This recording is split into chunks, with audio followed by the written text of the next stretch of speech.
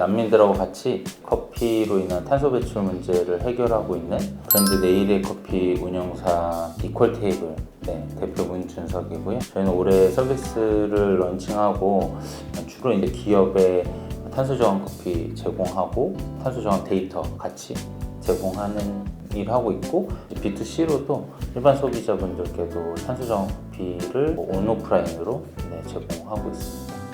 원래는 이제 6년 정도 네일의 커피 운영했었고요. 카페를 실제 운영했었고, 그때 난민들 바리스타 육성하는 일을 했었고, 저희 카페를 통해 다른 데 취업시키는 직업학교 역할을 하다가 조금 더 사업의 확장이 필요하겠다고 생각이 돼서 법인으로 전환하고 탄소 저감 커피라는 키워드로 저희 서비스를 오픈하게 된 거죠.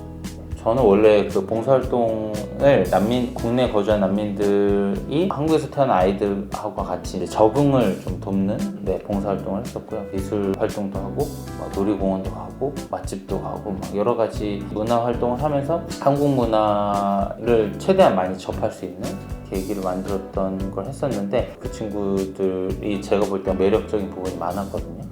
그런 부분들을 직접 대면해서 우리 사회에 접점을 만들 수 있으면 좋겠다 라는 생각을 하게 됐었고, 그러면서 이제 커피를 제가 원래 굉장히 좋아했었어요. 특히 이제 아프리카 커피들을 좋아했는데 특유의 향미가 좀 독특한 커피들이 많았고, 그래서 그때 제가 만났던 친구들이 아프리카 친구들이어가지고 바리스타가 내린 아프리카 스페셜티 커피 컨셉의 카페를 열면 되겠다 싶어서 그때 만들게 되었습니다. 페스티벌 같은 거 열어가지고 이제 그 친구들이 막 실제로 공연을 하기도 했고, 그린 걸로 판매를 또 했었고, 음식도 하긴 했었고, 그런 과정을 거치면서 커피에 대한 생각을 하게 됐고, 아버지가 커피 농장 운영하는 사람도 있었고, 그래서 그 친구들하고 같이 이제 명동에서 하루 팝업 카페를 열어봤고, 그때 되게 반응이 좋았었고, 이렇게 카페를 열면은 편견도 깨고 매력도 느낄 수 있겠다 싶어서 카페를. 블로거 이런 것도 했었어요, 예전에. 카페들 투어하고 막 다니면서 네이버 블로그 올리고 막 그런 거 하면서 커피 자체에 관심도 많았고요. 스페셜티 커피에 대해서 조금 관심을 가지면서 산지마다 특유의 향들이 있거든요. 근데 그거를 어떻게 로스팅하고 어떻게 내리는지에 따라서 맛이 너무 천차만별로 나오니까 저한테는 그게 좀 많이 매력적이었고, 커피는 쓰다라는 편견이 굉장히 많았어요. 요즘엔 조금 그렇지 않은 것 같은데, 그런 커피들에 대한 어떤 편견이 저는 난민들에 대한 편견이랑 비슷하다고 생각했거든요. 무섭고 어둡고 막 이렇게 보는 측면이 있는데, 실제적으로는 그렇지 않고 그 친구들이 굉장히 매력도 많고 재능도 많고 이런 면이 저는 좀 그때 커피에 대한 편견이랑 좀 비슷하다고 생각했어요. 그래서 사실은 저희가 만든 문구가 있었는데, 쓰지 않을 거야 인생도 커피도라는 문구가 있었고, 이 친구들에 대한 모습이 커피처럼 어쩌면 우리가 너무 이제 쓰게만 보지 않을까? 그래서 실제 카페에서는 쓴맛의 커피보다는 향미가 좀 또렷하고 과일 향이나 꽃향이나 이런 것들을 좀 더 사람들이 잘 느낄 수 있는 그런 커피들을 좀 많이 했던 것 같아요. 그래서 직접 난민들이 그걸 또 내리고 그랬어요. 일단은 커피의 탄소 배출 과정을 알아야 되는데요. 나무들을 베어내고 커피 나무만 심어요. 효율화를 위해서 쭉 심고, 화학 비료를 좀 많이 사용하는데 화학 비료에서는 또 메탄이 많이 발생하고, 가공 방식에서 물도 굉장히 많이 사용하는 편이고, 전기도 상당히 사용합니다. 그리고 이제 항공으로 그 생두들을 이제 들여오게 되면 항공이 탄소 배출을 굉장히 많이 하거든요. 그런 부분이 있고, 들어와서 로스팅을 하고 머신으로 추출하고 이런 전체 과정들이 다 탄소를 굉장히 많이 추출하는 과정이에요. 저희는 이 과정들을 하나하나 다 줄여갔다고 보시면 될 것 같고요. 어느 한 단계만 해서는 탄소 저감을 하기 좀 어려워요. 그래서 저희는 혼농이법을 함으로써 넓은 잎의 나무들을 같이 심어서 여기서 탄소 흡수를 하고요.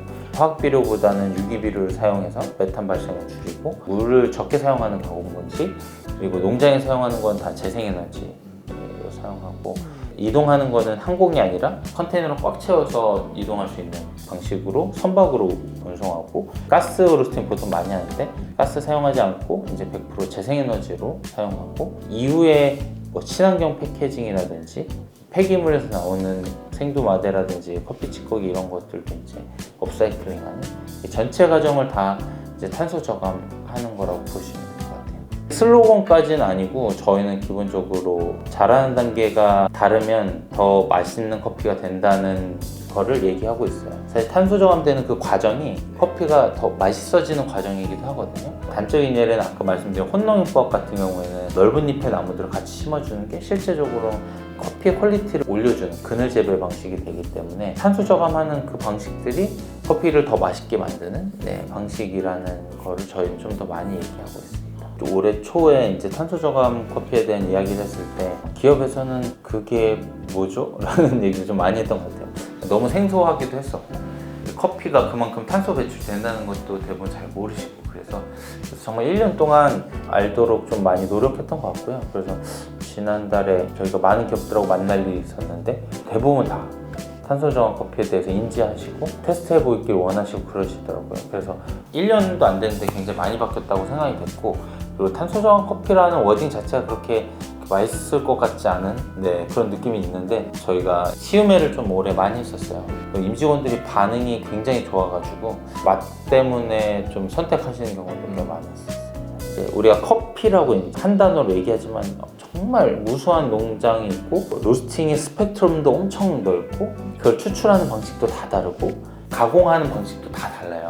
그렇게 따지면은 커피의 종류가 진짜 어마어마하게 많거든요. 커피는 뭐 이런 맛을 좋아해 라고 하지만 실제적으로 자기가 정말 다양한 나라의 산지의 원두들을 마셔보고 다양한 스펙트럼의 로스팅 포인트도 마셔보고 다양한 도구로 추출해보고 이러면 내가 모르는 내가 좋아하는 커피 맛이 있구나. 내가 사실은 신맛이 싫다 그랬는데 이런 되게 상큼한 신맛이 있는데 이건 난 너무 좋다. 이런 경우도 많으시기 때문에 자신을 찾아가는 과정 중에 뭐 일부라고도 할 수 있겠죠. 20대 때는 좀 제가 막 하고 싶은 거를 많이 했던 것 같아요. 그냥 어떤 일을 선택할 때 이게 하고 싶은지 아닌지가 제일 중요했고 30대에는 제가 해야 되는 거에 좀 집중했던 것 같아요. 제 능력하고 좀 상관없이 난민들하고 같이 봉사활동 하다가 사업을 해야 되겠다고 느꼈던 건 이거는 그냥 내가 해야 되는 일이라고 생각했고요.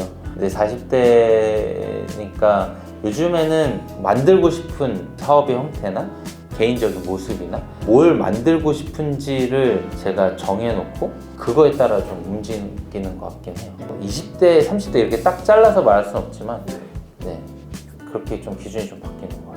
저희가 카페 오픈하는 것도 계획을 하고 있고요. 난민들도 바리스타로 일할 수 있는 그런 기회들도 좀 많이 만들어야 되고 저희가 직접적으로 소통할 수 있는 접점들을 좀 많이 만들려고 하고 있습니다.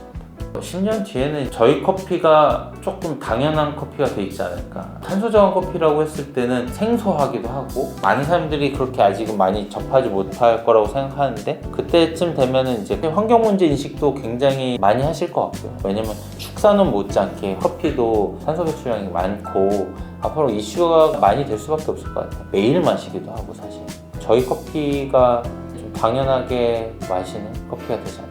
말씀드리고 싶은 건 커피 산업이 이제 탄소 저감에 대한 이슈를 제기하고 움직이려면 일반 소비자분들의 관심이 좀 많이 필요해요. 커피가 실질적으로 탄소 배출이 많이 되는데 우리가 너무 일회용품 사용에만 주목하고 있잖아요. 저희 커피 한 잔으로 바꾸게 되면 종이컵 30개 안 쓴 거랑 비슷한 효과기도 하거든요. 커피 산업의 좀 본질에 대해 좀 더 들여다봐 주시면 좋겠다라는 생각을 하고 이제 그렇게 되면 커피 산업도 움직이지 않을까 그런 생각을 하고 있고요.